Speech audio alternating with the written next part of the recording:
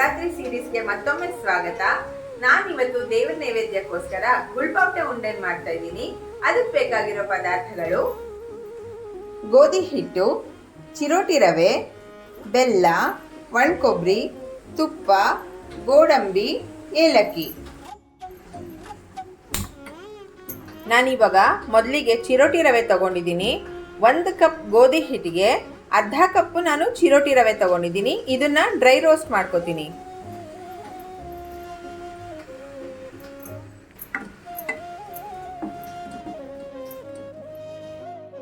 ಇವಾಗ ರವೆ ಹುರಿದಿದ್ದಾಗಿದೆ. ನಾನು ಒಂದು ಟ್ರೇಗೆ ಹಾಕೋತಾ ಇದ್ದೀನಿ. ಇದೇ ಬಾಣಲಿಲಿ ಗೋಧಿ ಹಿಟ್ಟನ್ನ ನಾನು ಇವಾಗ ಹುರ್ಕೋತೀನಿ. ಇದು ಕೂಡ ಡ್ರೈ ರೋಸ್ಟ್ ಮಾಡ್ಕೋತೀನಿ. ಇವಾಗ 1 ಕಪ್ ಗೋಧಿ ಹಿಟ್ಟಿಗೆ ಅರ್ಧ ಕಪ್ ನಾನು ಚಿರೋಟಿ ರವೆ ತಗೊಂಡಿದ್ದೀನಿ.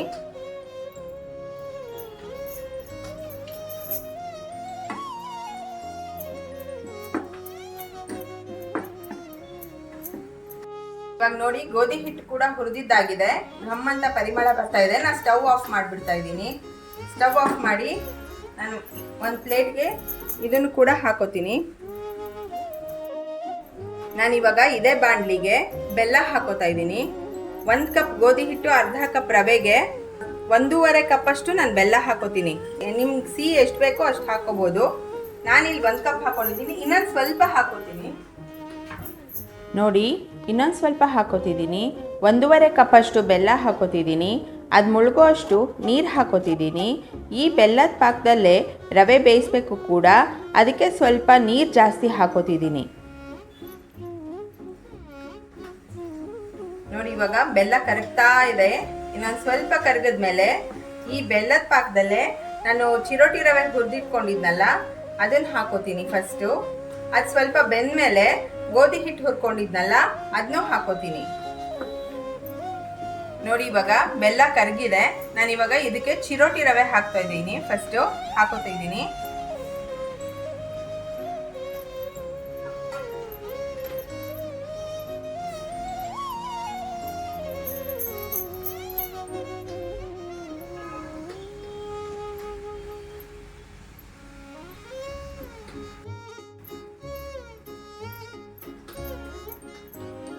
ನೋಡಿ, ಇವಾಗ ರವೆ ಬೇಯ್ತಾ ಇದೆ.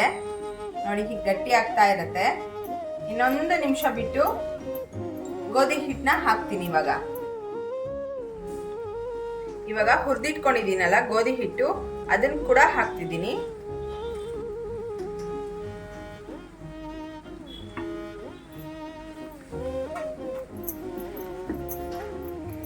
ಸಿಮ್ಮಲ್ಲಿ ಇಟ್ಕೊಂಡಿದ್ದೀನಿ. ಸಿಮ್ಮಲ್ಲಿ ಇಟ್ಕೊಂಡು ನೀಟಾಗಿ ಕಲಿಸ್ತೀನಿ ಫಸ್ಟ್. ಇವಾಗ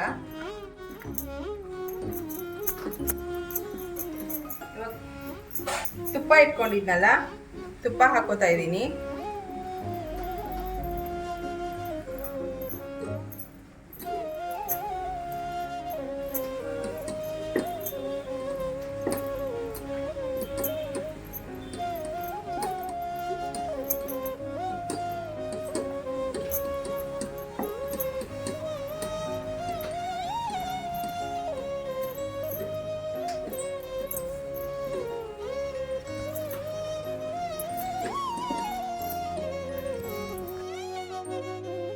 ಇದಾಗಿದೆ. ಇದು ನೀಟಾಗಿ ಬೆರೆತ್ಕೊಂಡಿದೆ ತುಪ್ಪ ಎಲ್ಲ.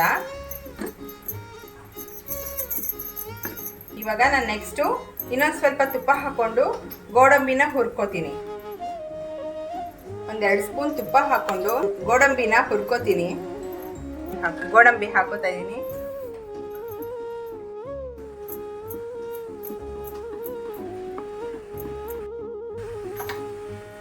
ಇವಾಗ ಗೋಡಂಬಿ ಹುರ್ಕೊಂಡಿದ್ದಾಗಿದೆ ತುಪ್ಪದಲ್ಲಿ.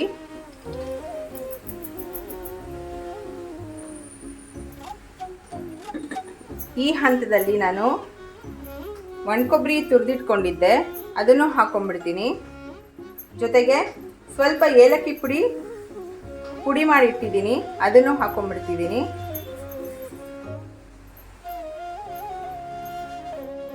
ಇವಾಗ ನೋಡಿ, ಆಗಿದೆ ಗುಳ್ಪಾವಟೆ. ನಾನು ಉಂಡೆ ಕಟ್ತಾ ಇದ್ದೀನಿ.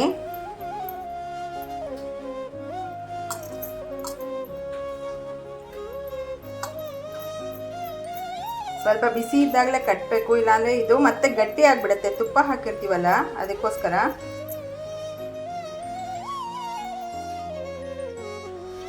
ನೋಡಿ ಇವಾಗ ಗುಳ್ಪಾವಟೆ ಉಂಡೆ ರೆಡಿ ಆಗಿದೆ. ಇದನ್ನು ನೀವು ಮನೇಲಿ ದೇವ್ರ ನೈವೇದ್ಯಕ್ಕೆ ಮಾಡ್ಕೋಬಹುದು. ತುಂಬ ರುಚಿಯಾಗೂ ಇರುತ್ತೆ, ಹಾಗೆ ತುಂಬ ಈಸಿಯಾಗಿ ಮಾಡ್ಕೋಬಹುದು. ಇದನ್ನ ಹೇಗೆ ಬಂತು ಅಂತ ನೀವು ಮನೇಲಿ ಮಾಡಿಬಿಟ್ಟು ನನಗೆ ಕಮೆಂಟ್ ಮೂಲಕ ತಿಳಿಸಿ. ಹಾಗೆ ಲೈಕ್, ಶೇರ್, ಸಬ್ಸ್ಕ್ರೈಬ್ ಮಾಡೋದು ಮರಿಬೇಡಿ. ಮತ್ತೆ ಮುಂದಿನ ವಿಡಿಯೋದಲ್ಲಿ ಸಿಗೋಣ. ನಮಸ್ಕಾರ.